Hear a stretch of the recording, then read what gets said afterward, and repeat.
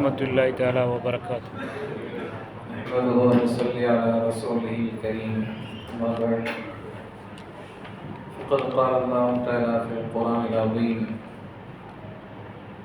أعوذ بالله من الشيطان الرجيم بسم الله الرحمن الرحيم فلما قضى زيد منها وطرا زوجناكها صدق الله العلي العظيم. எல்லா புகழும் அல்லாஹ் சுப்ஹானஹு வ தஆலாவுக்கே உரித்தானது. ஸலாத்தும் ஸலாமும் கண்மணி முஹம்மது ரசூலுல்லாஹி ஸல்லல்லாஹு அலைஹி வஸல்லம் அவர்கள் மீதும், அவர்களை பின்பற்றி வாழ்ந்த சஹாபாக்கள், தாபிஈன்கள், தபஅ தாபிஈன்கள், ஷுஹதாக்கள், நல்லவர்கள், இன்றும் இங்கே குழுவிருக்கின்ற நம் அனைவரும் மீதும் உண்டாவதாக. ஆமீன். நீ கொஞ்சம் உட்கார்ந்து ரிலாக்ஸாக பேசலாம். ஏன்னா சில மஜ்லிஸில், கல்யாண மஜ்லிஸ்க்கு போனால் மாப்பிள்ளை வர வரைக்கும் பேசுங்க ஹஸரத்னு சொல்லிடுவாங்க. மாப்பிள்ளை சில நேரம் வர்றதுக்கு 1 மணி நேரம் ஆகும், 1.5 மணி நேரம் ஆகும். இந்த விஷயம் வர்றதுக்கு அது வரைக்கும் நம்ம பேசலாம் அப்படின்னு சொல்லி இது செயற்பட்டு உட்கார்ந்தாச்சு. நல்லா எல்லாவற்றையும் விரைவுபடுத்துவானா.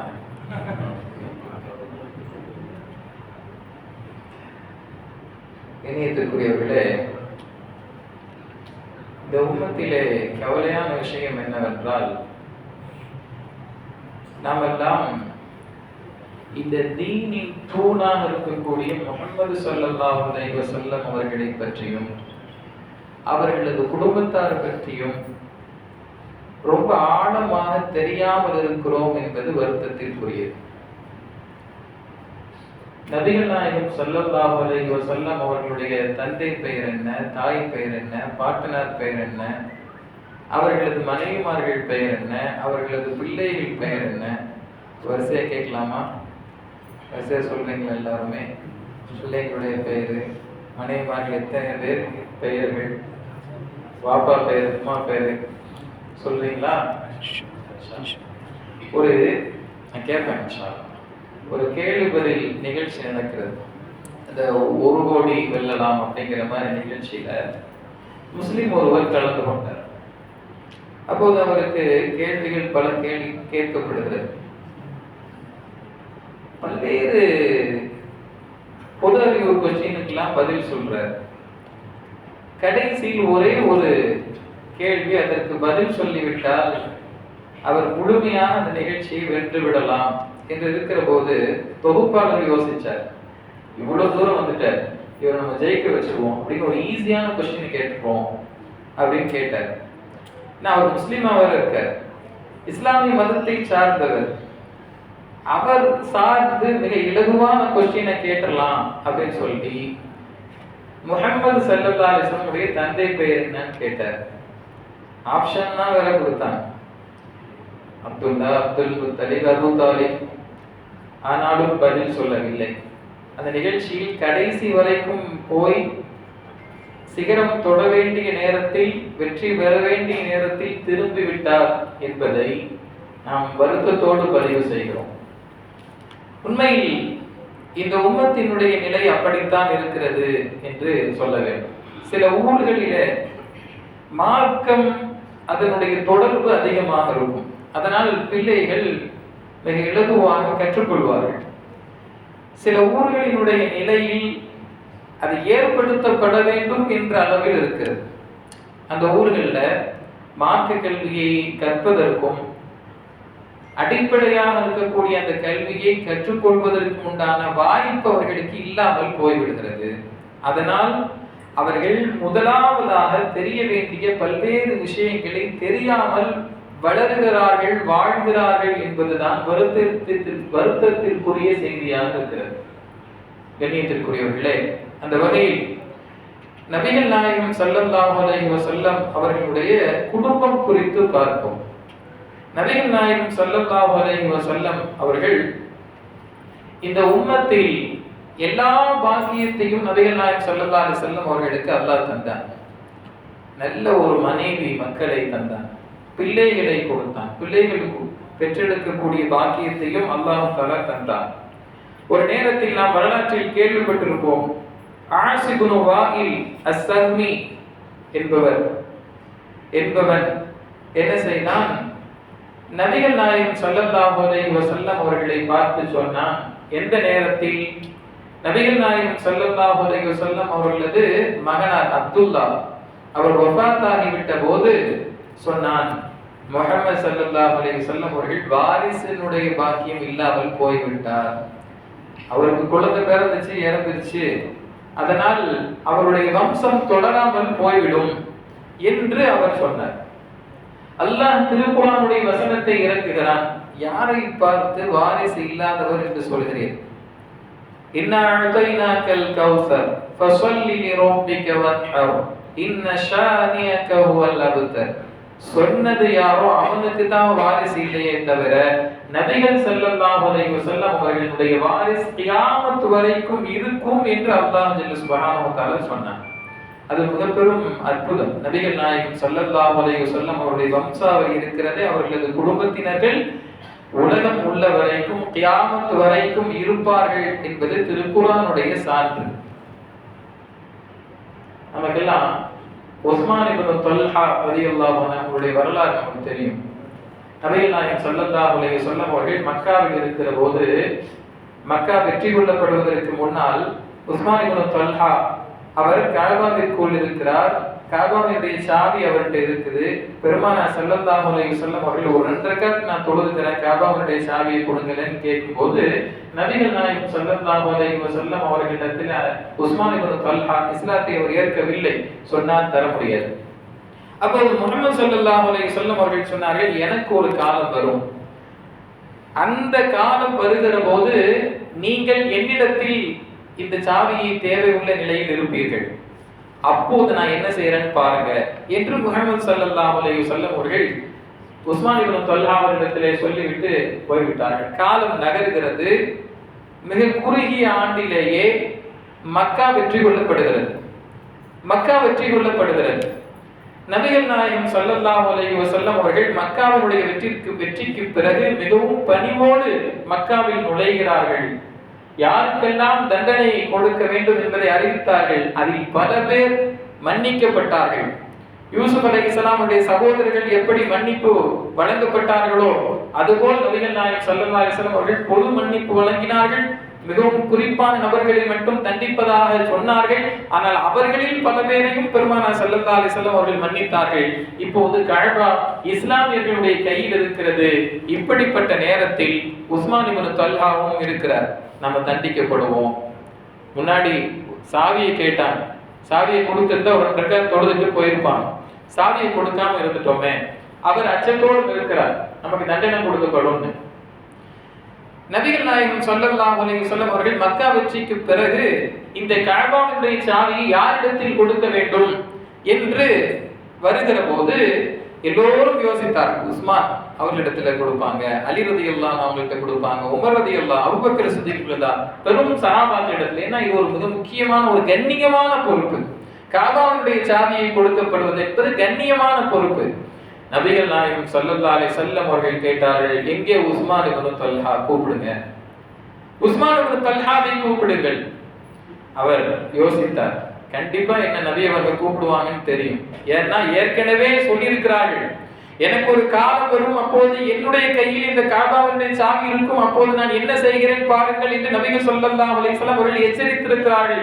இன்றைக்கு அந்த காலம் வந்து விட்டது. கூப்பிடுகிறார் முஹம்மது ஸல்லல்லாஹு அலைஹி வஸல்லம் அவர்கள். கூப்பிட்டவுடன் நபிகள் நாயகம் ஸல்லல்லாஹு அலைஹி வஸல்லம் அவர்கள் சாவியை எடுத்து உஸ்மான் இப்னு தல்ஹாவிடம் கொடுத்து, இவ்வளவு நாட்கள் சாவி உங்களிடம் தான் இருக்கிறது, இனியும் உங்களிடம் தான் இருக்க வேண்டும், கியாமத் வரைக்கும் இந்த சாவி உங்களுடைய குடும்பத்திலேயே இருக்க வேண்டும் என்று முஹம்மது ஸல்லல்லாஹு அலைஹி வஸல்லம் அவர்கள் சொன்னார். இந்த ஹதீஸ்ல இருந்து இன்னொரு செய்தி நமக்கு புரியுது. என்னன்னா, உஸ்மான் இப்னு தல்ஹா அவருடைய பரம்பரை கியாமத் வரைக்கும் இருக்கும் அப்படிங்கிற செய்தி முஹம்மது ஸல்லல்லாஹு அலைஹி வஸல்லம் வார்த்தையிலிருந்து நமக்கு புரியுது. கியாமத் வரைக்கும் உங்களது கையில் இருக்கும் என்றால் உஸ்மான் இப்னு தல்ஹா அவர்களது வாரிசு தொடர்ந்து கொண்டே இருக்கும். இன்று வரைக்கும் அவர்களது குடும்பத்தில் தான் கஅபாவினுடைய சாவி இருக்கிறது. இந்த சாவியை யாராவது உங்களிடமிருந்தும் பிடுங்க நினைத்தால் அவர் லாலிம், அவர் அநியாயக்காரர், யாரும் அதை துணிய கூடாது என்று நபிகள் நாயகம் ஸல்லல்லாஹு அலைஹி வஸல்லம் அவர்கள் எச்சரித்தார். நபிகள் நாயகம் ஸல்லல்லாஹு அலைஹி வஸல்லம் அவர்களுடைய ஹதீஸில் இருந்து வெளிக்கருத்தும் இருக்கும், உட்கருத்தும் இருக்கும். எப்படி ஒரு சோபனத்தை நபிகள் நாயகம் ஸல்லல்லாஹு அலைஹி வஸல்லம் அவர்கள் சொன்னார்கள். இந்த வசனம் இறங்குகிற போது நபிகள் நாயகம் ஸல்லல்லாஹு அலைஹி வஸல்லம் அவர்களுடைய வம்சம் இறுதி வரைக்கும் இருக்கும் என்கிற செய்தி உட்கருத்து இந்த கௌசர் சூராவிலே இன்னா அஅதைனாக்கல் கௌசர் என்கிற அந்த சூராவினுடைய பொருளாக நாம் பார்க்கிறோம். நபிகள் நாயகம் ஸல்லல்லாஹு அலைஹி வஸல்லம் அவருடைய வாரிசுகள் இறுதி வரைக்கும் தொடர்வார்கள். நாம் யோசிக்கிறோம், பெரியவர்கள் இன்னும் நபிமார்களுடைய மகன்கள் கூட சில நேரம் வழிதவறி போயிருக்கிறார்கள். நூஹ் அலைஹிஸ்ஸலாமுடைய வரலாறு நமக்கெல்லாம் தெரியும். நூஹ் அலைஹிஸ்ஸலாம் அவர்கள் பிள்ளையை மகனாரை தீனின் பக்கம் அழைக்கிறார்கள், வரமாட்டேன்ட்டாங்க. அல்லாஹ் வேதனையை இறக்க போகிறான், வெள்ளத்தை அனுப்ப போகிறான், வந்துவிடு மகனே. நூஹ் அலைஹிஸ்ஸலாம் அவர்கள் அழைக்கிற போது அவர் சொன்னார், இல்ல இல்ல, قال سآوي إلى جبل يعصمني من الماء, தண்ணீரை விட்டும் நான் தற்காத்துக் கொள்ளக்கூடிய பாதுகாத்துக் கொள்ளக்கூடிய ஒரு மலை மீது ஏறு. நான் வெள்ளம் வந்துச்சுன்னா மலை மேல ஏறி நான் தப்பிச்சுக்கிறேன், வெள்ளத்துக்கு நான் பயப்படுறாள் நான் இல்லைன்னு யார்கிட்ட பேசினேன்? வாப்பாட்ட. நூஹ் அலைஹிஸ்ஸலாம் அவங்கள்ட்ட மகனார் பேசுகிறார். மகனை குறித்து அல்லாஹ் ஜல்ல சுப்ஹானஹு தஆலாவிடத்திலே மன்னிப்பு கேட்கிற போது, என் மகன் மன்னிப்பு, மகன்லாம் சொல்லாதீங்க, தீனில் யார் நிலைத்திருக்கிறார்களோ, இஸ்லாம் என்கிற அந்த மார்க்கத்தில் உறுதியோடு இருக்கிறார்களோ, அல்லாஹ்வின் தூதராக அனுப்பப்பட்ட மக்களை யார் ஈமான் கொள்கிறாரோ அவர்தான் தீன் உள்ளவர், அவர்தான் உறவில் உள்ளவர். இஸ்லாத்துல இந்த சொத்து பங்கீடு பிரித்து கொடுக்கிறோம்ல, அதுல சில பேருக்கு சொத்து கிடைக்காது. மகனா இருந்தாலும் சொத்து கிடைக்காது, மகனாவே இருந்தாலும் கொலை செய்தவருக்கு சொத்து கொடுக்காது மார்க்கம். அதுபோல் இஸ்லாமியர் அல்லாதவர் வேறு மதத்தை தள்ளிவிட்டார், முர்த்ததா ஆயிட்டார்னா அவருக்கு என்ன கிடைக்காது? சொத்து கிடைக்காது. எவ்வளவோ உறவுகளுக்கு சொத்துக்களை பிரித்து கொடுக்கிற ரப்புல் ஆலமீன் மகனுக்கு கொடுப்பதில்லைன்னா, ஈமான் இல்லைன்னா என்ன மகன், என்ன உறவு? நூஹ் அலைஹிஸ்ஸலாம் அவர்களை எச்சரித்தே அல்லாஹ் தஆலா குர்ஆன்ல சின்ன ஒரு கண்டிப்பை சொல்லியே சொன்னான். மகன் என்று சொல்கிறீர்களே, என்ன நீங்கள் பேசுகிறீர்கள், என்ன மன்னிப்பை கேட்கிறீர்கள் என்று அல்லாஹ் தஆலா நூஹ் அலைஹிஸ்ஸலாம் அவர்களை சிறிது கண்டித்து திருக்குர்ஆனுடைய வசனத்தை இறக்குகிறான் என்பதாக பார்க்கிறோம். இப்போது நூஹ் அலைஹிஸ்ஸலாம் அவர்கள் மகனை அழைக்கிறார்கள், தீனின் பக்கம் அழைத்தார்கள், சத்தியத்தின் பக்கம் வா என்று அழைத்தார்கள், அல்லாஹ்வுடைய வேதனையை கொண்டு விட்டும் நீ பாதுகாத்துக்கொள், உன்னை தற்காத்துக்கொள் என்று அழைத்தார்கள். ஆனாலும் வர மறுத்தான். நூஹ் ஒரு நபியினுடைய மகன் இஸ்லாத்தை ஏற்கவில்லை, சொர்க்கத்திற்கு தகுதியான அளவில் வாழவில்லை என்பது எவ்வளவு ஒரு பேரிடியான செய்தி. ஏன்னா நூஹ் அலைஹிஸ்ஸலாம் அவர்கள் இந்த தீனையே அழைக்கிறார்கள், இந்த தீனு உள்ள இந்த சமுதாயத்தை உம்மத்தையே அழைக்கிறார்கள் தீனின் பக்கம். ஆனால் வீட்டில் இருக்கக்கூடிய மகன் வரவில்லை என்றால் இது ஒரு பெரிய சோதனை. நாம் ஒரு நல்ல அந்தஸ்தில் அல்லாஹ் நம்மை வைத்திருக்க, நம்முடைய பிள்ளைகளோ நம்மை சார்ந்தவர்களோ நம்மை நெருங்கி இருக்கக்கூடியவர்களோ இல்லாமல் போய்விடுவது என்பது ஒரு மிக பெரும் கைசேதம். அல்லாஹ் அதை விட்டும் நம்மை பாதுகாப்பானாக. ஏன்னா பரம்பரை பரம்பரையாக நல்ல பெயரை வாங்கிய குடும்பம் கூட பல நேரங்களில் தவறி போய்விடுகிறது. தீனுல் இஸ்லாத்தினுடைய வேலியாக இருக்கக்கூடிய பல பேரும் கூட இந்த தீனை விட்டும் வெளியே போய்விடுகிறார்கள். காதல், இதுபோல் தேவையில்லாத விஷயங்களில் ஈடுபட்டு இந்த தீனை தூக்கி எறிந்து அவர்கள் மார்க்கத்தை விட்டு போகக்கூடிய நிலைகள் எல்லாம் பல குடும்பங்களில் பெரும் சோதனையாக இருக்கிறது. அதனால்தான் நபிகள் நாயகம் ஸல்லல்லாஹு அலைஹி வஸல்லம் அவர்கள் மனைவி மக்களை எங்களுக்கு கண்குளிர்ச்சியாக ஆக்குவாயாக என்று நபிகள் நாயகம் ஸல்லல்லாஹு அலைஹி வஸல்லம் அவர்களும் துஆ செய்ய சொன்னார்கள். திருக்குர்ஆனுடைய ஒரு வசனம் துஆ செய்ய சொல்கிறது, ரப்பனா ஹப் லனா மின் அஸ்வாஜினா வ துர்ரிய்யாத்தினா குர்ரத அயுனி வஜஅல்னா லில் முத்தகீன இமாமா. மனைவி மக்களை எங்களுக்கு கண்குளிர்ச்சியாக ஆக்குவாயா. மனைவி மக்கள்ல ஏதாவது ஒரு சோதனை ஏற்பட்டால் தொடர்ந்து நாம் பயணிக்க முடியாமல் போய்விடும், அதுவே நாம் முடங்கி போவதற்கு மிக பெரும் காரணமாக ஆகிவிடும். அல்லாஹ்ட்ட அதை குறித்து நாம் பாதுகாப்பு தேடிக்கொண்டே இருக்க வேண்டும். எப்போதும் பிள்ளை பிறந்ததிலிருந்து மனம் முடிக்கிற வரைக்கும் என்றல்ல, மனம் முடித்ததற்கு பிறகும் எப்போதும் தீனுல் இஸ்லாத்திலே ஹிதாயத்திலே நிலைத்திருக்க செய்வாயாக என்கிற துஆ மிக முக்கியமானது. இந்த துஆவை நம்ம என்னைக்குமே கேட்காம இருக்கவே கூடாது. ரப்பனா ஹப் லனா மின் அஸ்வாஜினா வ துர்ரிய்யாத்தினா குர்ரத அயுனி வஜஅல்னா லில் முத்தகீன இமாமா. மிக முக்கியமான துவா. நம்முடைய குடும்பத்திற்காக நாம் துவா செய்ய வேண்டும். அதுபோல் லூத் அலைஹிஸ்ஸலாம் அவர்களது மனைவி இஸ்லாத்தை ஏற்றார்களா? லூத் அலைஹிஸ்ஸலாம் அவர்களுடைய மனைவி. நபிமார்களுடைய மகன்மார்கள் சில நேரம் வழிதவறி போயிருக்கிறார்கள். நபிமார்களுடைய மனைவிமார்கள் சில நேரம் வழிதவறி போயிருக்கிறார்கள். ஆனால் முஹம்மது ரசூலுல்லாஹி ஸல்லல்லாஹு அலைஹி வஸல்லம் அவர்களுக்கு எந்த சோதனையும் அதனால் ஏற்படவில்லை. மகனாக மகளாக பிறந்தவர்கள் மூலமாக கண்ணியத்தையும் நற்பெயரையும் தான் பெருமானார் ஸல்லல்லாஹு அலைஹி வஸல்லம் அவர்கள் பெற்றார்கள். அவர்கள் மூலமாக எந்த சோதனையும் அடையவில்லை. தாங்கள் பெற்றெடுத்த பிள்ளைகளில் பெரும்பாலும் சிறு வயதிலேயே பெருமானார் ஸல்லல்லாஹு அலைஹி வஸல்லம் அவர்கள் இழந்தார்கள் என்பதாக பார்க்கிறோம். அது ஒரு பெரும் சோதனை. எவ்வளவு பெரிய பொறுப்பு பெருமானார் ஸல்லல்லாஹு அலைஹி வஸல்லம் அவர்களுக்கு இருக்கிறது. இந்த சமூகத்தை வழிநடத்த வேண்டும், எல்லோரையும் ஆறுதல் படுத்த வேண்டும். நபி அவர்களிடத்திலே எல்லோரும் வருவார்கள், ஏதேனும் ஒரு சந்தேகத்தை கேட்டு தெளிவு பெற்று போவார்கள். சங்கடம் என்றால் நபிகள் நாயகம் ஸல்லல்லாஹு அலைஹி வஸல்லம் அவங்களிடத்துல வந்து கேட்டா ஆறுதல் கிடைக்கும், மன திருப்தி கிடைக்கும், சந்தோஷமாக திரும்பி போவார்கள். கவலையோடு வந்தவர்கள் எல்லாம் பெருமானார் ஸல்லல்லாஹு அலைஹி வஸல்லம் அவருடைய முகம் பார்த்தபோது எல்லா கவலைகளும் மறந்து போகும். ஆனால் நபிகள் நாயகம் ஸல்லல்லாஹு அலைஹி வஸல்லம் அவருடைய தனிப்பட்ட வாழ்வில் எத்தனை கவலைகள். சமூகத்தில் மிக பெரும் இடையூறுகளும் தொல்லைகளும் கஷ்டங்களும் சோதனைகளும் முசீபத்துகளும் வந்த நேரத்தில் தன்னுடைய குடும்பத்தில் பிள்ளையை இழக்கிற, சிறு வயதிலேயே இழந்து போகிற சோகத்தையும் பெருமானார் ஸல்லல்லாஹு அலைஹி வஸல்லம் அவர்கள் கடந்து வெற்றி பெற்றார்கள் என்றால் பெரும் சாதனையாளராக பெருமானார் ஸல்லல்லாஹு அலைஹி வஸல்லம் அவர்களை நாம் பார்க்கிறோம். நபிகள் நாயகம் ஸல்லல்லாஹு அலைஹி வஸல்லம் அவர்களுடைய பிள்ளைகள் இருக்கிறார்களே, ஈமானிலே எந்த விதமான குறையும் அவர்கள் வைக்கவில்லை. நபிகள் நாயகம் ஸல்லல்லாஹு அலைஹி வஸல்லம் அவர்களை கொண்டு ஈமான் கொண்டார்கள். தீனுக்காக தங்களை அர்ப்பணிக்கக்கூடிய பிள்ளைகளாக அவர்கள் வாழ்ந்தார்கள். ருக்கையா ரலியல்லாஹு அன்ஹா நபிகள் நாயகம் ஸல்லல்லாஹு அலைஹி வஸல்லம் அவருடைய மகளார் அபிசீனிய நாட்டிற்கு ஹிஜ்ரத் சென்றார்கள் என்பதாக நாம் பார்க்கிறோம். அதுபோல் மூன்று விஷயங்கள் நம்ம பார்க்கலாம். பிள்ளைகள் விஷயத்தில் பெருமானார் ஸல்லல்லாஹு அலைஹி வஸல்லம் அவர்கள் பிள்ளைகள் எப்படி இருந்தார்கள்? நபியை கொண்டு ஈமான் கொள்ளக்கூடியவர்களாக எல்லோரும் இருந்தார்கள் பிள்ளைகள். இரண்டாவது, தீனுக்காக தங்களை அர்ப்பணம் செய்யக்கூடியவர்களாக, தியாகம் செய்யக்கூடியவர்களாக இருந்தார்கள். மூன்றாவது, நபிகள் நாயகம் ஸல்லல்லாஹு அலைஹி வஸல்லம் அவர்கள் தன்னுடைய தந்தை இந்த தீனினுடைய அல்லாஹ்வின் தூதராக இருந்தாலும் கூட எந்த சலுகையையும் எதிர்பார்க்கவில்லை. அவர்கள் அல்லாஹ்வுடைய தூதர், அதனால ஏதாவது சலுகை அவங்க எதிர்பார்க்கவும் இல்லை, நபிகள் நாயகம் ஸல்லல்லாஹு அலைஹி வஸல்லம் அவர்கள் கொடுக்கவும் இல்லை. வரலாறு நமக்கு தெரியும். நபிகள் நாயகம் ஸல்லல்லாஹு அலைஹி வஸல்லம் அவர்களிடத்திலே சிபாரிசு செய்யப்படுகிறது, நாயகமே இவர் திருடி விட்டார், இவருடைய கை கொஞ்சம் வெட்டப்படாமல் இருக்கும், நல்ல குடும்பத்தை சார்ந்தவர், கை வெட்டப்பட்டு விட்டால் மிக பெரும் கேவலம், கொஞ்சம் மன்னித்து விடலாமே என்று சிபாரிசு வைக்கப்படுகிற போது நபிகள் நாயகம் ஸல்லல்லாஹு அலைஹி வஸல்லம் அவர்கள் கண்டித்தார்கள்.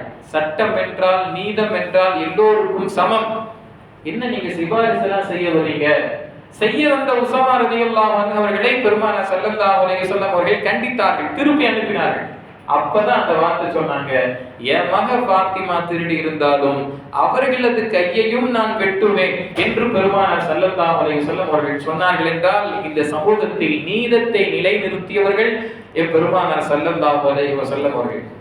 தீனிலே எந்த விதமான சலுகையும் பிள்ளைகளுக்கு, மனைவிமார்களுக்கு என்று நபிகள் நாயகம் ஸல்லல்லாஹு அலைஹி வஸல்லம் அவர்கள் தரவில்லை. ஃபாத்திமா ரலியல்லாஹு அன்ஹா அவர்கள் குறித்து நபி அவர்கள் சொல்கிற போது, அவர்கள் என்னுடைய சதையாக இருக்கிறார்கள், என்னின் ஒரு பகுதியாக இருக்கிறார்கள். யாராவது ஃபாத்திமா அவர்கள் மீது அவர்களை பகைத்து கொண்டால், அவர்கள் மீது கோபம் கொண்டால், அவர் என்னை கோபித்தவரை போல, என்னை பகைமை கொண்டவரை போல என்று நபிகள் நாயகம் ஸல்லல்லாஹு அலைஹி வஸல்லம் அவர்கள் சொல்லும் அளவுக்கு மிக பெரும் பேரை அவர்களது பிள்ளைகள் பெற்றார்கள். எந்த விதமான சலுகையும் எதிர்பார்க்காமல் இருந்தார்கள் என்பதாக நாம் பார்க்கிறோம். நபிகள் நாயகம் ஸல்லல்லாஹு அலைஹி வஸல்லம் அவர்கள் தங்களுடைய 25வது வயதிலே 40 வயது நிறைந்த ஹதீஜா ரலியல்லாஹு அன்ஹா அவர்களை மணம் முடிக்கிறார்கள். ஹதீஜா ரலியல்லாஹு அன்ஹா அவர்களுக்கு ஏற்கனவே 2 கணவன்மார்கள் இருந்து வஃபாத் ஆகிவிட்டார்கள். முதலாக 25 வயதிலே பெருமானார் ஸல்லல்லாஹு அலைஹி வஸல்லம் அவர்கள் ஹதீஜா நாயகியை மணம் முடிக்கிறார்கள், விதவைக்கு மணம் கொடுக்கிறார்கள். பெருமானார் ஸல்லல்லாஹு அலைஹி வஸல்லம் அவர்களது 11 மனைவிமார்களில் ஆயிஷா ரலியல்லாஹு அன்ஹா அவர்களை தவிர மற்ற மனைவிமார்கள் எல்லாம் விதவைகளாக இருந்தார். நபிகள் நாயகம் ஸல்லல்லாஹு அலைஹி வஸல்லம் அவர்களை குறித்து இந்த சமூக மக்கள் எப்படியெல்லாம் பேசினார்கள். அவர்கள் பெண்கள் மீது ஆசை, அல்லாஹ் பாதுகாப்பானா என்றெல்லாம் பேசுகிறார்களே. நபிகள் நாயகம் ஸல்லல்லாஹு அலைஹி வஸல்லம் அவர்கள் துடிப்பான இளைஞராக இருந்த போதும், அழகான இளைஞராக இருந்த போதும், நபிகள் நாயகம் ஸல்லல்லாஹு அலைஹி வஸல்லம் அவர்கள் பெரும்பாலும் விதவைகளுக்கு தான் வாழ்வை மறுவாழ்வை தந்திருக்கிறார்கள் என்று பார்க்கிறோம். எப்படிப்பட்ட காலம்! விதவைகள் உடன்கிட்ட ஏற வேண்டும். கணவனை இழந்து விட்டால் உடனே உயிர் போடுவதுதான் ஒரே வழி என்றிருந்த காலத்தில் நபிகள் நாயகம் ஸல்லல்லாஹு அலைஹி வஸல்லம் அவர்கள் சொன்னது மட்டுமல்ல, நம்ம சொல்லலாம், சொல்றது ஒரு பெரிய விஷயமா, விதவைகளை மனம் முடிக்க சொன்னார்கள் நபிகள் நாயகம் ஸல்லல்லாஹு அலைஹி வஸல்லம் அவர்கள் என்று பெரிதாக பேசலாம். ஆனால் அதை தங்களுடைய வாழ்வின் நடைமுறை காண்பிப்பது, செயல்படுத்தி காண்பிப்பது என்பது சாதாரணமான விஷயம் அல்ல. முதல் மனைவியே கதீஜா ரலியல்லாஹு அன்ஹா அவர்களையே நபிகள் நாயகம் ஸல்லல்லாஹு அலைஹி வஸல்லம் அவர்கள் மணமுடித்தார்கள். நபி அவர்கள் கதீஜா ரலியல்லாஹு அன்ஹா அவர்கள் இறக்கிற வரைக்கும், வஃபாத் ஆகிற வரைக்கும் வேறு திருமணம் செய்யல. நபிகள் நாயகம் ஸல்லல்லாஹு அலைஹி வஸல்லம் அவர்கள் இந்த உலகத்தை விட்டும் வஃபாத் ஆகிற, இந்த உலகத்தை விட்டும் கதீஜா ரலியல்லாஹு அன்ஹா அவர்கள் பிரிகிற வரைக்கும் நபிகள் நாயகம் ஸல்லல்லாஹு அலைஹி வஸல்லம் அவர்கள் வேறு திருமணம் செய்யவில்லை. அவர்கள் மீது மட்டும்தான் அன்பு கொண்டவர்களாக, கதீஜா ரலியல்லாஹு அன்ஹா அவர்கள் மீது பாசம் கொண்டவர்களாக, ஒரே மனைவியை வைத்தவர்களாக நபிகள் நாயகம் ஸல்லல்லாஹு அலைஹி வஸல்லம் அவர்கள் வாழ்ந்தார்கள் என்று பார்க்கிறோம்.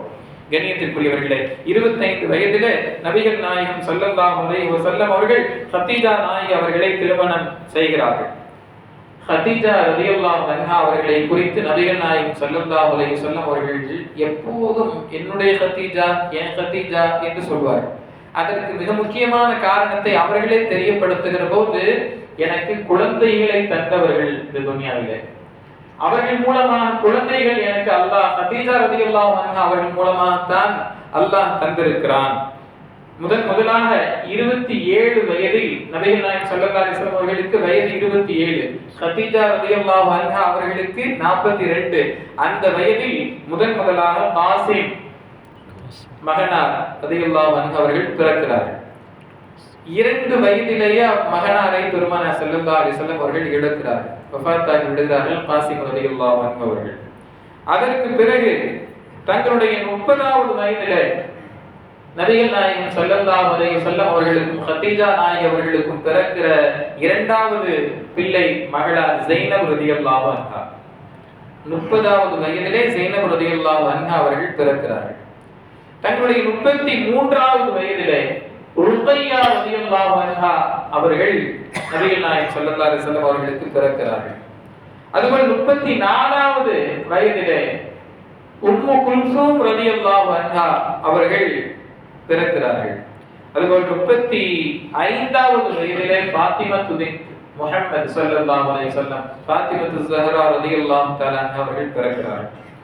அதற்கு பிறகு அப்துல்லா அவர்கள் பிறக்கிறார்கள். நான் ஆரம்பத்தில் சொன்னது போல் அப்துல்லா அவர்கள் இறக்கிற நேரத்தில் தான் ஆசிபுன் வாயில் சொன்னான், இது போல நபி அவங்களுக்கு பரம்பரை இல்லாம போயிடும், வாரிசு இல்லாம போயிடும், அவங்க பரம்பரை அப்படியே அழிஞ்சு போயிடும், கியாமத் வரைக்கும் தொடராது என்றெல்லாம் பேசின போது, எப்போதெல்லாம் நபிகள் நாயகம் ஸல்லல்லாஹு அலைஹி வஸல்லம் அவர்களை எதிர்த்து வார்த்தைகள் வருகிறதோ, எதிரிகளினுடைய நாவுகளில் இருந்து பேச்சுக்கள் வருகிறதோ, பெருமானார் ஸல்லல்லாஹு அலைஹி வஸல்லம் பதில் கொடுக்கவே மாட்டாங்க. பதில் கொடுக்கிறது ரப்புல் ஆலமீன் அல்லாஹ் தான் கொடுப்பான். இவ்வளவு பெரிய வார்த்தையை நம்மள்ட்ட யாராவது சொன்னா நமக்கு எவ்வளவு கோபம் வரும். நம்ம ஏதாவது பதில் சொல்லாம வருவோமா? ஈருலக தூதர் ஸல்லல்லாஹு அலைஹி வஸல்லம் அவர்கள் அமைதியா போகிறார்கள். ஆனால் அல்லாஹ் விடல. என் ஹபீபை பார்த்து என்ன சொல்ற நீ? அவரை பார்த்து நீ சொல்கிறாயா வாரிசு இல்லாதவன்? முதல்ல நீ சொன்னதுக்காக உனக்கு என்ன தண்டனைனா, உனக்கு இனிமேல் வாரிசு தொடராது. முதல் தண்டனை சொன்னவனுக்கு இதுதான் பிரச்சனை. நபிகள் நாயகம் ஸல்லல்லாஹு அலைஹி வஸல்லம் அவருடைய பரம்பரை கியாமத் வரைக்கும் தொடரும் என்கிற செய்தியை அல்லாஹ் தஆலா திருக்குர்ஆனுடைய வசனத்தை இறக்கி சொல்லுகிறான் என்றால், கண்ணியத்திற்குரியவர்களே, அந்த முஹம்மது ஸல்லல்லாஹு அலைஹி வஸல்லம் அவர்கள் மீது அல்லாஹ் வைத்த அந்த முஹப்பத்தை பார்க்கிறோம். சஹாபாக்கள் எல்லாம் பேசிட்டு இருக்காங்க. நபிகள் நாயகம் ஸல்லல்லாஹு அலைஹி வஸல்லம் அவர்கள் வருகிறார்கள். சபைக்கு வருவதற்கு முன்னால் ஒவ்வொரு நபிமார்களை குறித்து அவர்களுடைய சிறப்பை குறித்து பேசுகிறார். ஆதம் அலைஹிஸ்ஸலாம் முதல் மனிதர், மூசா அலைஹிஸ்ஸலாம் கலீமுல்லா, அல்லாஹ்வோடு பேசியவர், அல்லாஹ்வோடு பேசிய ஒரு நபியார் மூசா அலைஹிஸ்ஸலாம் அவர்கள். இப்ராஹிம் அலைஹிஸ்ஸலாம் கலீலுல்லா, அல்லாஹ்வுடைய நண்பர், தோழர் என்கிற சிறப்பை பெற்றார். இப்போது நபிகள் நாயகம் ஸல்லல்லாஹு அலைஹி வஸல்லம் அவர்கள் உள்ளே வருகிறார்கள். வான ஹபீபுல்லா, நான் அல்லாஹ்வுடைய நேசன் என்றார்கள். இதற்கு வித்தியாசம் எழுதுகிற முஹத்திஸீன்கள் சொல்லுவார்கள், நபிகள் நாயகம் ஸல்லல்லாஹு அலைஹி வஸல்லம் அவர்கள் ஹபீபுல்லா என்றார்களே, அதற்கான பொருள் என்ன? கலீலுல்லா என்பதற்கான பொருள் என்ன? கலீலுல்லா என்றால் இப்ராஹிம் நபி அலைஹிஸ்ஸலாம் அவர்கள் அல்லாஹ்வுக்கு பிடித்தமானதை தங்களுக்கு பிரியமானதாக ஆக்கிக் கொள்வார்கள். அல்லாஹ்வுக்கு எதைகள் எல்லாம் பிடிக்குமோ அதையெல்லாம் இப்ராஹிம் அலைஹிஸ்ஸலாம் அவர்கள் தங்களுக்கு இது ஒரு சாதாரண விஷயம் இல்லை. அல்லாஹ்வுக்கும் ரசூலுக்கும் பிடித்தமான செயல்பாடுகள் அனைத்தும் நமக்கும் பிடிக்க வைக்கிற ஒரு மனோநிலையை ஏற்படுத்துவது என்பது சாதாரணமானதல்ல. ஏற்படுத்தினார். நெருப்பு குண்டத்துல போடும் போது மலக்குமார்கள் வந்து தடுக்க நினைச்சாங்களா இல்லையா, காப்பாற்ற, எங்க நீங்க வந்திருக்கீங்க, ரப்பு பார்த்துப்பா, நீங்க போயிட்டு வாங்கன்னு சலாம் அலைன்னு சொல்லிட்டு அனுப்பி வச்சுட்டாங்க இப்ராஹிம் அலைஹிஸ்ஸலாம். என் ரப்புக்கும் எனக்கும் உண்டான விஷயம். நெருப்பிலிருந்து தூக்கி எரியப்படுகிற அந்த நேரத்திலும் கூட, காப்பாற்ற மலக்குமார்கள் வந்த போதும் கூட, ஏன் கலீல், என்னுடைய நண்பன் அல்லாஹ் இருக்கும் போது நீங்க என்ன வந்திருக்கிறீங்க இடையில என்று இப்ராஹிம் அலைஹிஸ்ஸலாம் அவர்கள் திருப்பி அனுப்பினார்கள். அல்லாஹ்வுக்கு பிடித்தமானதை மட்டும்தான் தங்களுடைய வாழ்வில் எடுத்து நடந்தார்கள். இப்ராஹிம் அலைஹிஸ்ஸலாம் அவர்களிடத்திலே நீங்கள் கட்டுப்படுங்கள் இந்த விஷயத்தில் என்று சொன்னால் உடனே சொல்வார்கள், கால் அஸ்லம் துலி ரப்பிலா, நான் கட்டுப்பட்டுட்டேன், அஸ்லம் தூ, நான் உடனே கட்டுப்பட்டு விட்டேன் என்று சொல்வார்கள்.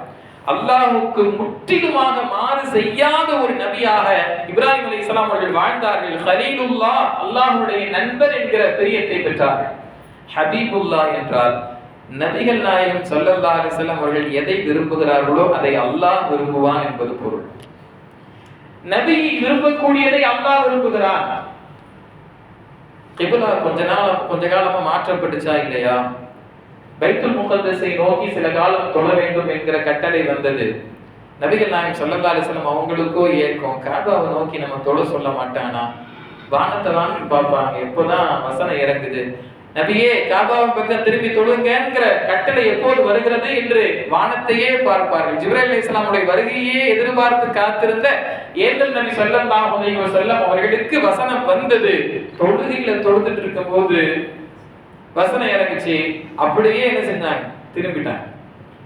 ருக்குல இருக்கும் போதே அப்படியே திரும்பி பைத்துல் முகத்தஸை நோக்கி தொழுது கொண்டிருந்தவர்கள் அப்படியே கிப்லாவை, இன்னைக்கு நம்ம போனா பார்க்க முடியுமா இல்லையா? பைத்துல் முகத்தஸனுடைய கிப்லாவை நோக்கி ஒரு சின்ன முஸல்லா மேல வச்சிருப்பாங்க. காபா அதை நோக்கி கிப்லாவை நோக்கி நாம் தொழுகிறோம்.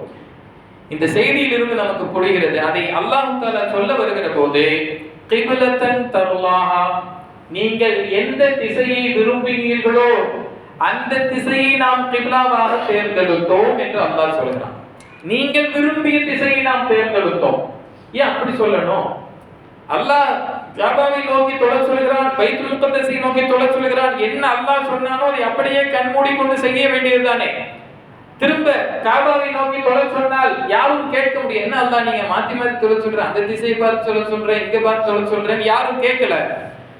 அல்லாஹ் அப்படி சொல்வதாக இருந்தால் உறுதியாக சொல்லி இருக்கலாம். ஆனால் ஏன் இந்த வார்த்தையை சேர்த்து சொல்ல வேண்டும்? நீங்கள் விரும்பிய திசையின் பக்கமே திரும்பவும் கிப்லாவை நாம் மாற்றி அமைத்தோம் என்று அல்லாஹ் சொன்னதற்கான காரணம், நபிகள் நாயகம் ஸல்லல்லாஹு அலைஹி வஸல்லம் அவர்கள் ஹபீபுல்லாவாக இருந்தார்கள்.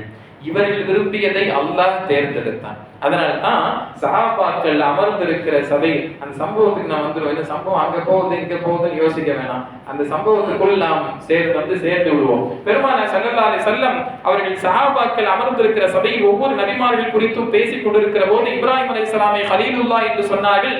அன ஹபீபுல்லா, நான் அல்லாஹ்வுடைய நேசராக இருக்கிறேன். நான் பிரியப்படுவதை அல்லாஹ் தேர்ந்தெடுக்கிறான், அல்லாஹ்வும் விரும்புகிறான், பிரியப்படுகிறான் என்று நபிகள் நாயகம் ஸல்லல்லாஹு அலைஹி வஸல்லம் அவர்கள் சொன்னார்கள். என்றால் அல்லாஹ்வுடைய பிரியத்தை பெற்றவர்களாக, முஹம்மது ஸல்லல்லாஹு அலைஹி வஸல்லம் அவர்கள் விரும்பக்கூடியதை எடுத்து நடப்பவர்களாக அல்லாஹ் சுப்ஹானஹு வ தஆலா இருந்தார் என்று பார்க்கிறோம். அதனால் தான் அவர்களை குறித்துண்டான விமர்சனம் வருகிற போது அல்லாஹ் பதில் சொன்னான். அவர்களை திட்டி யாராவது பேசினால் அல்லாஹ் அவர்களை திட்டி பேசுவான். திருக்குர்ஆன்ல இறக்குவான், வஹீல கியாமத் வரைக்கும் பேசப்படக்கூடிய குர்ஆனில் இறக்குவான். ஆயிஷா ரலியல்லாஹு அன்ஹா நபிகள் நாயகம் ஸல்லல்லாஹு அலைஹி வஸல்லம் மனைவி குறித்து அவதூறாக பேசப்படுகிற போது அல்லாஹ் சொன்னான், ஆயிஷா ரலியல்லாஹு அன்ஹா அவர்கள் கலங்கமற்றவர்கள், அவர்கள் கர்ப்பிணி பெண்ணாக இருக்கிறார்கள், தூய்மையான பெண்ணாக இருக்கிறார்கள் என்று அல் குர்ஆனிலே அல்லாஹ் தஆலா வசனத்தை இறக்கினான். கியாமத் வரைக்கும் யாரும் சொல்ல முடியாது ஆயிஷா ரலியல்லாஹு அன்ஹா அவங்களை குறை சொல்ல முடியாது. ஏன்னா அவர்களுடைய கர்ப்பிணி தன்மை என்பது திருக்குர்ஆனின் மூலமாக நிரூபணம் செய்யப்பட்டது. இப்படி நபிகள் நாயகம் ஸல்லல்லாஹு அலைஹி வஸல்லம் அவர்களுக்காகவும் அவர்களது குடும்பத்திற்காகவும் திருக்குர்ஆனுடைய வசனத்தை இறக்கி அல்லாஹ் தஆலா அவர்களுக்காக பேசி இருக்கிறான் என்று நாம் பார்க்கிறோம். பேசலாமா? பேசணும் ரெடியா நாளைக்கு சேர்த்து பேசு. இன்னைக்கு நாள் கம்மியா பேசிருக்கல, இதெல்லாம் சேர்த்து இன்னைக்கு பேசணும். ஒரு டீட்டெயிலான ஒரு விஷயம் தான். ஏங்க நாளைக்கு சண்டே இது ஒரு டீட்டெயிலாக நமக்கு தெரிய வேண்டிய விஷயம் தான். நம்ம கேட்கலாமா? யார் யாரெல்லாம் இப்போ பேர்லாம் சொல்லலாமா? கதீஜா ரலியல்லாஹு அன்ஹா அவர்களுக்கு பிறந்த மகனார் எத்தனை பேர், மகளார் எத்தனை பேர், ஃபாத்திமா ரலியல்லாஹு அன்ஹா அவர்கள் எப்படி வருகிறார்கள் என்றெல்லாம் சொல்லலாமா? இன்ஷா அல்லாஹ் தெரிஞ்சு வச்சுக்கணும். அப்போது பெருமானார் ஸல்லல்லாஹு அலைஹி வஸல்லம் அவருடைய குடும்பமும் பாரம்பரியமும் மிக பெரும் பரக்கத்தை பெற்றவர்களாக கியாமத் வரைக்கும் இருக்கக்கூடிய ஒரு நிலையிலே அல்லாஹ் தஆலா ஆக்கி வைத்திருக்கிறான். மாரியத்துல் கிப்தியா ரலியல்லாஹு அன்ஹா அடிமை பெண்மணி, அபிசீனிய நஜாஷி மன்னர் கொடுத்து விட்ட அடிமை பெண். எந்த அடிமை பெண்ணையும் நபிகள் நாயகம் ஸல்லல்லாஹு அலைஹி வஸல்லம் அவர்கள் மனம் முடிக்கல. அன்றைய காலத்தில் அடிமைத்துவத்தை ஒழிப்பதற்காகத்தான் பெருமானார் ஸல்லல்லாஹு அலைஹி வஸல்லம் அவர்கள் பெரும் பாடுபட்டார்கள். பெரிய அந்தஸ்து அடிமை பெண்ணுக்கு தராங்க, மனம் முடிக்கிறாங்க. அடிமை பெண்ணை மனைவியாக மனம் முடித்து ஏற்றுக்கொள்கிறார்கள். சொன்னோம், பிலால் ரலியல்லாஹு அவங்க அன்ஹு அவர்களை என்ன செய்தார்கள்?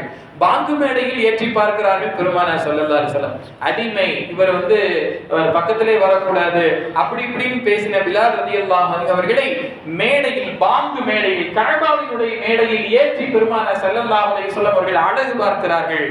அதுபோல் மாரியத்துல் கிப்தியா என்கிற அடிமை பெண்ணை உம்மஹாத்துல் முஃமினீன், முஃமினீன்களுக்கெல்லாம் தாய் என்கிற மிகப்பெரும் அந்தஸ்தை ஒரு அடிமை பெண்ணுக்கு பெருமானார் ஸல்லல்லாஹு அலைஹி வஸல்லம் அவர்கள் கொடுத்து இந்த சமூகத்தின் பேரிடியா யார் யாரெல்லாம் உயர்ந்தவர் தாழ்ந்தவர் என்று பேசினார்களோ அவர்களுக்கெல்லாம் பேரிடியா பெருமானார் ஸல்லல்லாஹு அலைஹி வஸல்லம் அவர்கள் இந்த நிகழ்வை செய்து காண்பித்தார். விதவை பெண்ணை மணமுடிக்க வேண்டும் என்று சொன்னது மட்டுமல்லாமல், அடிமைத்துவத்தை ஒழிக்க வேண்டும் என்று சொன்னது மட்டுமல்லாமல், விதவை பெண்ணை மணமுடித்தார்கள், அடிமை பெண்ணை மணமுடித்தார்கள் பெருமானார் ஸல்லல்லாஹு அலைஹி வஸல்லம் என்று பார்க்கிற போது அதிலே மிகப்பெரும் பாடம் நமக்கு உண்டு. பெருமானார் ஸல்லல்லாஹு அலைஹி வஸல்லம் அவர்கள் புகழ் ஓங்கியது என்பதை நம்மால் புரிந்து கொள்ள முடியும். அதுபோல் ஸைனப் ரலியல்லாஹு அன்ஹா அவர்களை குறித்துண்டான செய்தி நமக்கெல்லாம் தெரியும். அவர்களது கணவர் இருக்கிறாரே என்ன செய்தார்? இஸ்லாத்தை ஏற்கவில்லை. நபிகள் நாயகம் ஸல்லல்லாஹு அலைஹி வஸல்லம் அவர்கள் தான் அல்லாஹ்வுடைய தூதர் என்று அறிவிப்பு செய்த நேரத்தில் ஸைனப் ரலியல்லாஹு அன்ஹா அவர்கள் நபிகள் நாயகம் ஸல்லல்லாஹு அலைஹி வஸல்லம் அவர்களை ஏற்றுக்கொண்டார்கள். உடனே ஏற்றுக்கொண்டு இஸ்லாத்தில் வந்து விட்டார்கள். கணவன் வரவில்லை. மதீனாவுக்கு அனுப்பிவிட வேண்டும். கைதியாக ஒரு நேரத்தில் ஒரு போர்க்களத்தில் கைதியாக பிடிபடுகிற ஸைனப் ரலியல்லாஹு அன்ஹா அவர்களுடைய கணவனிடத்திலே ஒப்பந்தம் செய்யப்படுகிறது. நீங்க விடுதலை செஞ்சுட்டு நீங்க போயிடலாம், கைதியா இருக்க வேண்டிய பிணை தொகை கூட கொடுக்க வேண்டியதில்லை. என்னன்னா மதீனாவுக்கு என்னுடைய மகளை அனுப்பிவிடுங்கள்.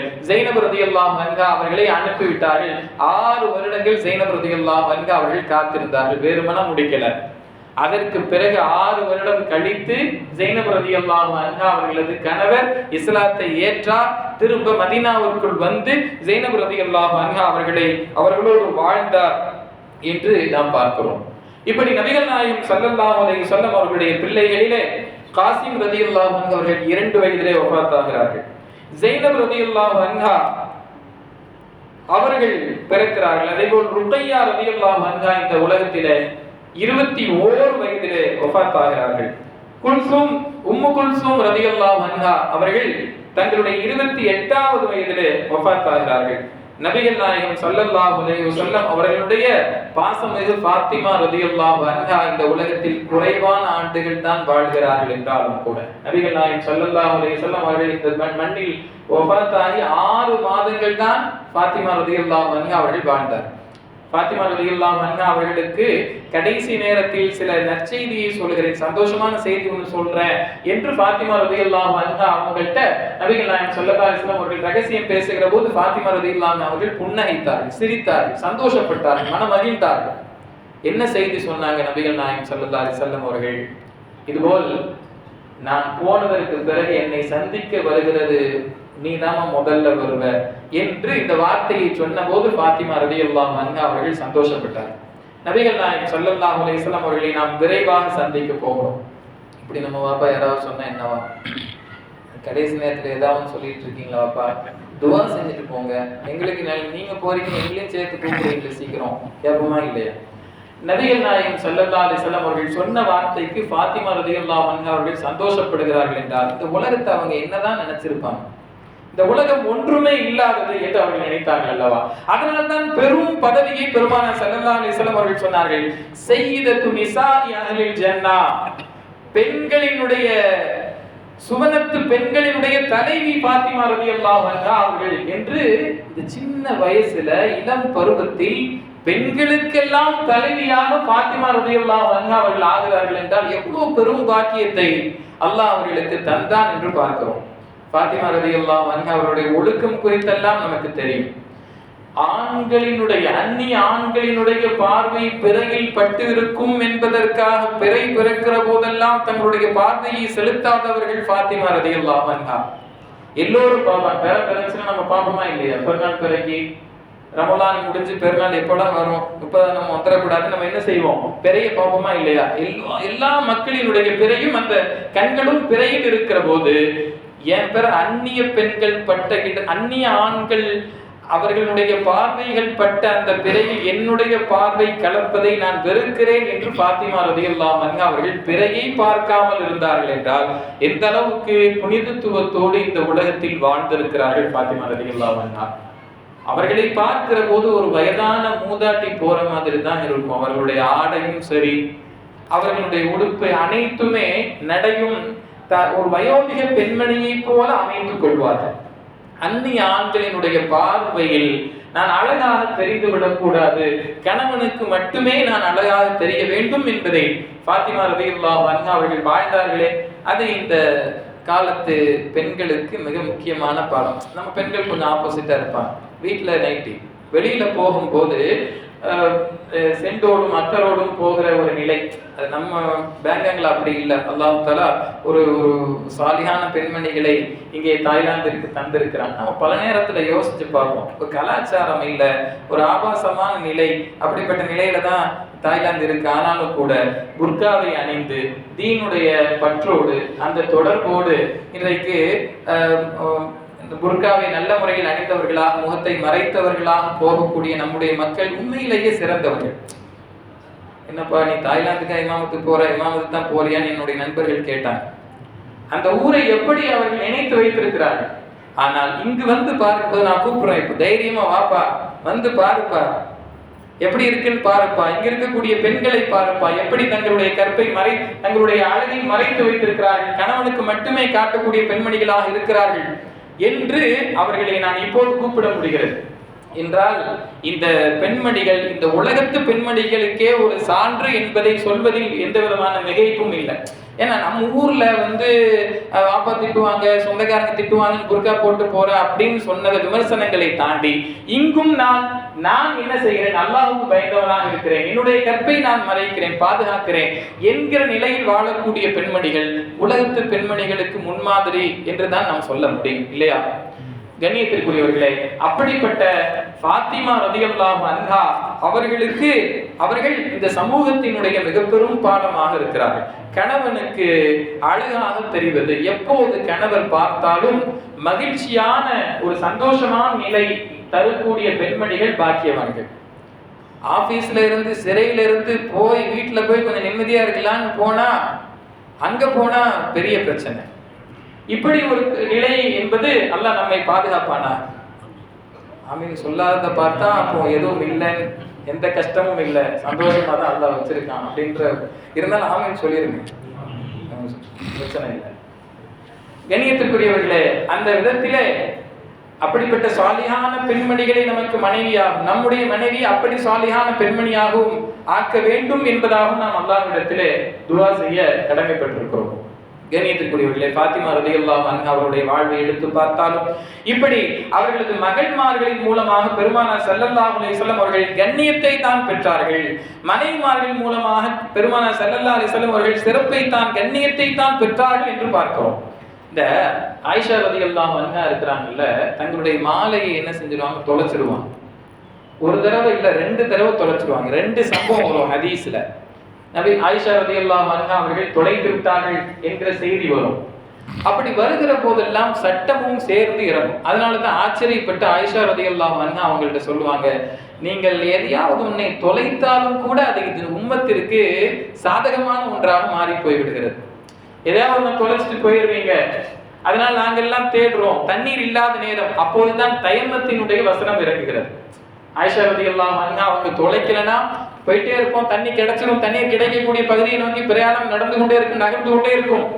எப்போது இவர்கள் தொலைக்கிறார்களோ அந்த நேரத்தில், தேடக்கூடிய நேரத்தில், அங்கே தண்ணீர் இல்லாமல் போகிற நேரத்தில் தான் நீங்கள் தண்ணீர் இல்லாத போது என்ன செய்ய வேண்டும், ஃபதயம்மமு என்கிற அந்த வசனம் அப்போதுதான் இறங்குகிறது என்பதை பார்த்துதான் ஆயிஷா ரலியல்லாஹு அன்ஹா அவர்களை வியந்து பார்த்து சொல்வார்கள், நீங்கள் எதையேனும் ஒன்றை காணாட்டினா கூட அது இந்த உம்மத்திற்கு சந்தோஷமானதாக மாறிவிடுகிறது, அது வசதியாகத்தான் போகிறது என்று நபிகள் நாயகம் ஸல்லல்லாஹு அலைஹி வஸல்லம் அவருடைய மனைவிமார்களும் சரி மகள்மார்களும் சரி இந்த தீனிலே அவர்கள் மிக பெரும் பங்காற்றி இருக்கிறார்கள். அவர்கள் ஆயிஷா ரலியல்லாஹு அன்ஹா அவர்கள் தீனுக்காக செய்த வேலை என்பது குறிப்பிடத்தக்கது. அவர்கள் தான் இந்த ஹதீஸிலே இந்த கியாமத் வரைக்கும் மக்களுக்கு ஹதீஸ்களை கொண்டு போய் சேர்க்கிற விஷயத்தில் ஆயிஷா ரலியல்லாஹு அன்ஹா அவருடைய அறிவிப்புகள் தான் ஏராளம் ஏராளம். அவர்கள் மூலமாகத்தான் ஆயிஷா ரலியல்லாஹு அன்ஹா என்று நாம் ஹதீஸை தான் அதிகமாக படிக்க முடியும் ஹதீஸ்களினுடைய கிதாபிலே என்கிற அளவுக்கு பெருமானார் ஸல்லல்லாஹு அலைஹி வஸல்லம் அவர்களுக்கு சிறு வயதிலே அவர்களை மனமுடித்த ஆயிஷா ரலியல்லாஹு அன்ஹா அவர்கள் பெருமானார் ஸல்லல்லாஹு அலைஹி வஸல்லம் அவருடைய செயல்பாடுகள் ஒவ்வொன்றையாக பார்த்து பார்த்து கவனித்து இந்த சமூகத்தில் அறிவிப்பு செய்கிறார்கள் என்றால் அவர்கள் இந்த உம்மத்தில் கிடைத்த மிக பெரும் பாக்கியத்திற்குரிய தாய் என்பதை நாம் புரிந்து கொள்ள முடியும். அந்நபி அவுலா பில் முஃமினீன மின் அன்ஃபுஸிஹிம் வ அஸ்வாஜுஹு உம்மஹாத்துஹும். நபிகள் நாயகம் ஸல்லல்லாஹு அலைஹி வஸல்லம் அவர்கள் முஃமின்களுக்கு உயிரை விடவும் மேலானவராக இருக்கிறார்கள். வ அஸ்வாஜுஹு உம்மஹாத்துஹும், அவர்களது மனைவிமார்கள் இருக்கிறார்களே இந்த உம்மத்தினுடைய தாய்மார்களாக இருக்கிறார்கள்.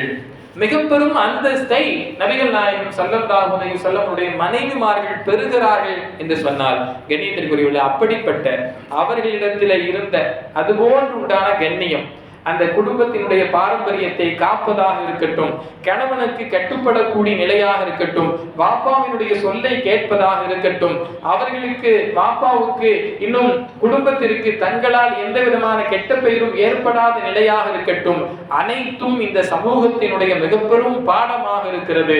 நபிகள் நாயகம் ஸல்லல்லாஹு அலைஹி வஸல்லம் அவர்களுடைய வரலாறுகள் படிக்கப்பட வேண்டும். அவர்களுடைய வரலாறுகள் வாசிக்கப்பட்டு அவர்களுடைய மனைவிமார்கள் அவர்களது மகள்மார்கள் என்று அனைவருடைய வரலாறும் படிக்கப்பட்டு அதை நம்முடைய பெண்கள் கடைபிடிக்கிற போது இந்த சமூகம் மிக பெரும் மாற்றத்தை அடையும் என்பதில் சந்தேகம் இல்லை. அல்லாஹ் ஜல்ல சுப்ஹானஹு வ தஆலா அப்படிப்பட்ட மிக பெரும் பேரை நம் அனைவருக்கும் தந்தருள் புரிவானாக. சதா சொல்லுங்க. ஒரு 5 minutes. ஒரு 5 நிமிஷம். 5 நிமிஷம். சதா நபி புதிய பாட்டு படிக்கிறீங்களா?